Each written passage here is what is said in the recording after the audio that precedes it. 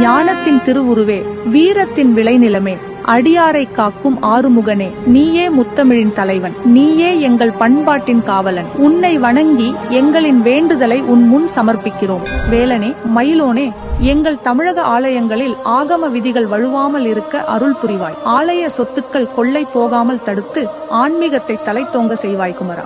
மயில் வாகனனே, உன் வாகனம் விரைந்து செல்வது போல் எங்கள் பாரத தேசமும் வளர்ச்சி பாதையில் வீறு நடை போடட்டும். அறிவியலிலும் ஆன்மீகத்திலும் உலக அரங்கில் எம் தேசம் தலை நிமிர்ந்து நிற்க அருள் செய்வாய். 2047 ஆண்டில் இந்த உலகம் வியக்கும் ஒரு வளர்ச்சியடைந்த பாரதமாக கொண்டாட எங்கள் தாய் தமிழகம் எல்லா வளங்களும் பெற்று செழிக்க வேண்டும். பெண்மையை போற்றும் எங்கள் பெருமானே, எங்கள் சகோதரிகள், எங்கள் அன்னையர் அச்சமின்றி வீதியிலே நடைபோட வேண்டும். தமிழகத்தில் பெண்களுக்கு எதிராக நடைபெறும் குற்றங்களை தடுத்திடுவாய் குமரா. பெண் பாதுகாப்பு என்பது சட்டத்தில் மட்டுமல்ல, ஒவ்வொருவரின் மனதிலும் உருவாக அருள் புரிவாய். கருணையின் வடிவமே குமரா. தமிழகத்தின் சிறுவர்கள் பெரியவர் என அனைவரையும் ஆட்டிப்படைக்கும் போதைப் பொருள் எனும் மாய அசுரனிடமிருந்து எங்களை காத்தருள்வாய் குமரா.